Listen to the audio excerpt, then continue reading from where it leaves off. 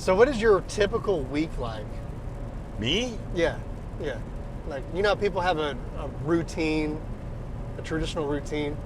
My week is always check in with Rob and see what we got going. If he needs me over there at the house or needs me to go somewhere, do something. If Donnie needs me up there, or then I have concrete that I'm consulting on in my concrete business, forming and pouring slabs. Also consulting on shell contracting, slab, block, beam, roof, dry in, and then move on to the next thing. I do that with my son. So I wear many hats. Got a Vanilla Ice project, got the concrete consulting, Wes Kain Enterprises. I have my clothing line, Wes Kain Originals, skateboard decks. I have that going. I have ambassadorship to VP Racing Fuels. I have ambassadorship to Monster Energy. Oh, wow. Rockwell watches. The bump box boom boxes. Yeah. Ambassadorship with that company. TEK Roofing. Yeah. And my race team, I have 2 race cars, a pro truck. So whenever I get like those 8 or 9 things done, I find time. I go up and work at the race shop, work on my pro truck or my street stocks, or then I'm hosting, announcing motocross races, supercross, outdoor nationals, amateur nationals, anything. So I'm barely got time to sleep. Do you have a road manager like Andrew? Chuck? Andrew, me and Andrew guides me a lot on different things, but yeah, I have a booking agent. I have. How does that work? Do they just get an override off of what they book? What's that? Do they just get They an got override? a calendar and people like, hey, I need you here. Like I just went and found a date. So I know I'm already booked in October. I know every weekend except after the first, I know I can come to Texas for at least 4 days. Then after that, every week I'm booked. But if I got to come out there during the week, I'll go do an event and then I'll fly into Dallas on Monday. And I can be at the warehouse all week and just base it there and go back out. The warehouse guys are going to just light up. You know? We're gonna light up. We're gonna light them up. We're gonna make them busy. I gotta be there when Wes walks. No, you're coming in. Oh, for sure. Yeah, you have to be. I gotta be there. No, we're doing the whole you gotta thing. be We're there. gonna do like, hey, Definitely. I'm driving up. Hey, I'm gonna meet the guys. We're gonna do a whole big thing outside, and then we're gonna go in and meet everybody. Yeah. We're gonna have fun, bro. We're gonna blow this up. We're gonna welcome everybody, and I told you I want to take this. We're gonna take steps. I know where you're at, and I want to get a quarter. Then I want to get a half, and I want to double everything that you're at right now. I want to do it. We know people. You know, it's really possible, and that's because of three. It's gonna happen. There's no possible. I don't even like possible. Possible. There's too many words that go with possible. It could be possible, or is it impossible? I'm possible. It's possible. It's gonna happen. It's like there's no I can't in my vocabulary. It's I can. We're gonna make it happen. One way or the other. Andrew's got models and like a clear pathway to Canada. An uncharted territory. With everything he touches at Regal, everything's already in place. Now, besides crystal rail and railings and lighting and all that, now we have a roofing product that are going into every one of his contacts. How long has he been doing that? Andrew? Yeah. Andrew's the vice president of that company. It's fucking. That's the guy that was sweating like crazy. Andrew. Yeah. Tall, sweaty man. He's insane. He texted me at 3 a.m. last night.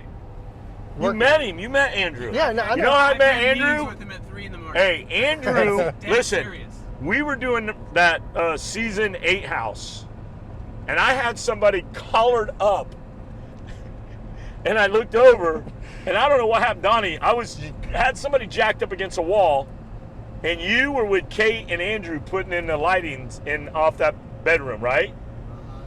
And Andrew goes, he looked at me, he goes, "Oh, Wes Kain." And I took the guy, he was giving me a bunch of shit, and I grabbed him and I said, "You go that way." And Andrew goes, "What was that all about?" I said, "Somebody not doing what I want them to do." And then he had Kate, who's Kate the Builder, and they were putting in the glass. And see, that's how that company is how Andrew's like connected with other TV shows, product placement. And that avenue we're gonna do with TEK. Not only on Vanilla Ice Project, but we're gonna get with other TV shows. Would you want to be like? And that's a big commercial. That's a worldwide commercial right there. Oh yeah. Would you want to be like the roofing Santa? You know, like show up with your Santa Whatever bag it wants to be, whatever it is, we're gonna make it happen. Andrew's got a lot of avenues that we're gonna use, and if one door don't open, we're gonna knock down another door until we reach these goals. How did he get in with Property Brothers? How did that happen? Because his product, Oh, they reached out to him. yeah, they're like, "Hey, Oh, we wow. want to use your product on our show." Just like our production company reached out to Andrew and said, "Hey, Rob really wants to do something really cool on this deck." And what they do, we have APs and they go through. And then they're like, "Hey, Rob, you like that?" And Rob goes, "Yeah, that's What's really an AP? cool." Associate producers. Oh, okay. So what they do is they go through and Rob goes, "Hey," and a lot of this is at the building show. So Rob walks through the building show and Andrew's got a display there. They make contact. Okay. And then next thing you know, here's a card. They reach out to Andrew, his company, and go, "Hey, would you want to come and do a segment on Vanilla Ice Project?" Sure. Just like now, but you're going to do your building show. You're going to do different things, but Andrew already has those connections. Yeah. Yeah, it's I wonder how kind of many easy he's now. got. I'm sure it's a lot. It's easy, just like how you're on Vanilla Ice Project. You're on Vanilla Ice Beach Project now, and you'll be with whatever project Rob wants to do, and that footage and that stuff is the best commercial that you can buy. Oh my gosh. It's Yeah. No, there's forever. no Like- value on that. Like, it's forever, and I try to explain to people that this footage is forever.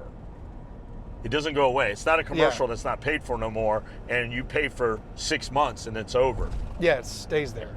It's like Gilligan's Island. You turn it on, they're still fucking trying to get off the island. Yeah. Right? Yeah. Or like my daughter. My daughter, Taylor, she's 32. When she was 10, she goes, Dad, I saw this awesome movie. You gotta watch it. It's on again tomorrow night. And I'm like, "What movie?" She goes, "Come on in here." She was born in the night. She's 32. So what was she born in 90, whatever, 3, 4, 90, 89? It was the Coneheads Oh, with how Dan funny. Aykroyd Wow. and Chevy Chase. Yeah, And I go, yeah. "Taylor, this movie's 10 years old." But to her, it wasn't. It was the most purest thing. Huh. And I was just like, I gave her a hug. I'm like, "This is so amazing." You know, it's like, wow. Reruns. I just had all 5 of my kids watch Karate Kid the other day. Dude, my nephew at the house has never seen like Days of Thunder or anything like that, or like Point Break with Patrick Swayze. I'm like, "Dude, you need to sit down because this is good stuff. This is monumental." Yeah. Hey, I never, when we were kids, when Star Wars came out in 1977, my stepdad and stepmom did not take me to see it, and that was the biggest thing ever. All the kids went and saw Star Wars. They just didn't have the money to go and take us. Rob made me sit down and watch every one of them, and I felt like I had missed out on life. Rob goes, "You're watching this," and I'm like, "Dude," he looked at me because, "You never watched Star Wars?" I'm like, "Absolutely not." He goes, "We're starting from the beginning," and we watched every one of them. Wow. It was amazing that I missed that. And I would have continued to miss it unless he made me sit down and watch it. He was flipping out. He goes, "You've never seen Star Wars?" I said, "I've never seen a one." That is pretty crazy. He goes, "You're coming over and we're watching every..." Like binge watching. Like every days. one of them. Every one of them. Huh, Donnie? Yeah. You were there? Donnie's all in there, man. When we go, Donnie goes. Look at that. An ocean of money. Sugar cane. America would not make it without sugar. You're 100% right. I mean, even tap water has sugar in it, I swear to God. Like, sugar's everywhere. They charge us for water. When they're going to start charging us for air. They do when you go to pump air in your tire. Hey, here's where we're going.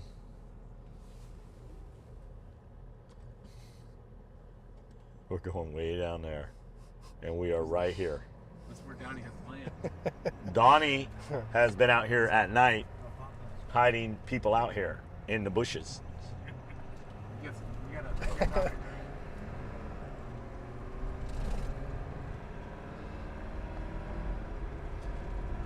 So how does this work?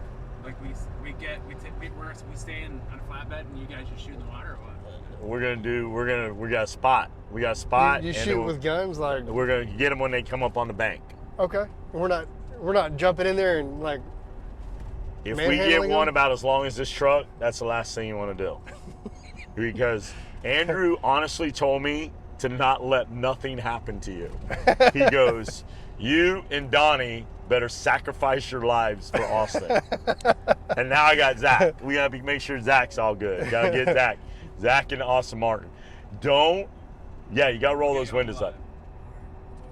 Austin was just shooting 18 holes with Tiger Woods. He got out of that car in his Gucci sneakers and his members only and his Pierre Cardin pants, and he is ready to go gator hunting. Hey. I asked for some gator hunters, and I got 2 guys from the golf course with Tiger Woods. Hey, we're going to go hunt, and we're going to have a blast. Donna, you riding with me? Oh yeah. I loved it. It was so good. You guys got to see the river. I loved it. Because they'll never see it coming. They'll be like, these are just some golfers up here. Next thing you know, they're getting blasted in the head. You know, we snuck onto the sawgrass. So here's what we do.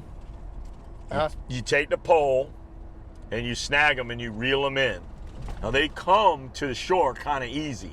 okay. But when they get in shore, they know it's trouble. So then we got to Gotcha. hook them. And when you hook them, you got to hold them Uh-huh. because they want to get away.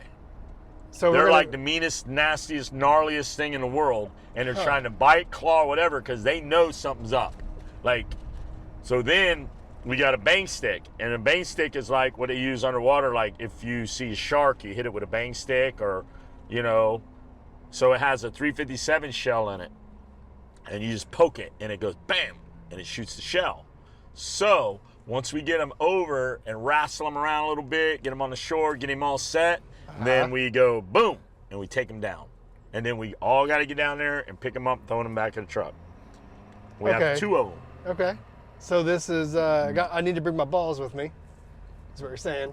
Bring the balls. You might not bring them back, but Zach, did you bring your balls? Zach's got them. Zach's got them. Have you done this before, Zach? Zach goes, "Should I change my shoes?" I have caught an alligator, snapped the line, but it. He I bit? knew it was gonna snap the line. Well, when you hit him with that trouble hook, he ain't getting away. Because we're not going to hit him in the mouth. We're going to hit him in the tail, in the leg, So when something. you say boom, is this like hammer, rifle? What are we talking? What do you mean?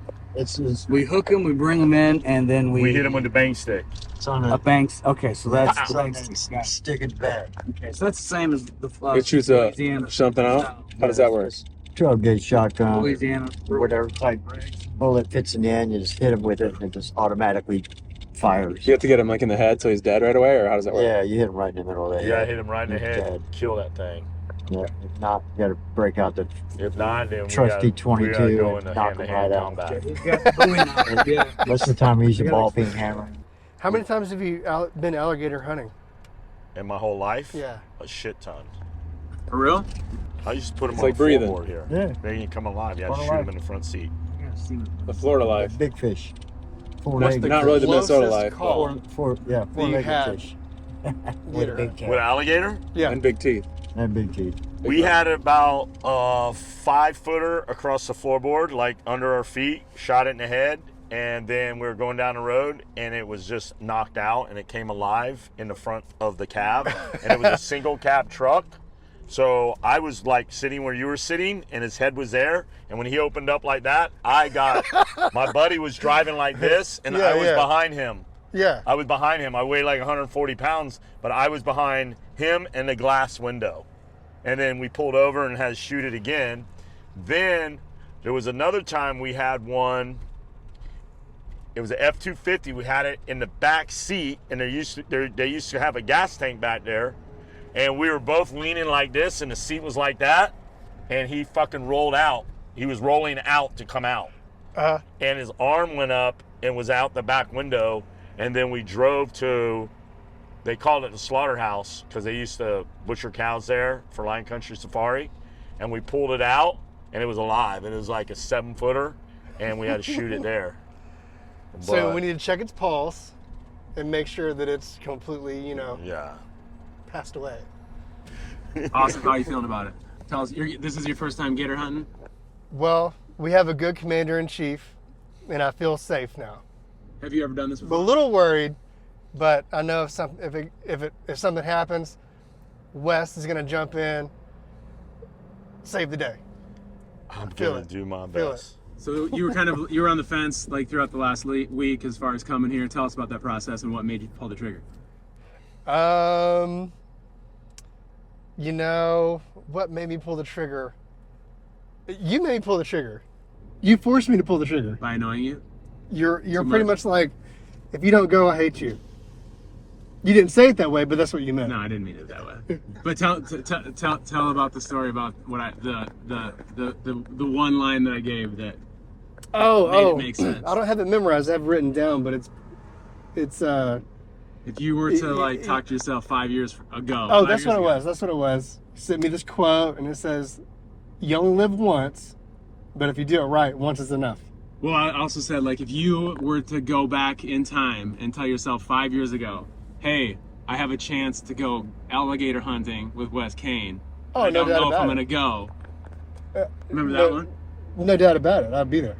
Exactly. 100%. And here I am. Yes. So I'm That's still right. that person. So a couple days later, I get the text saying you're coming.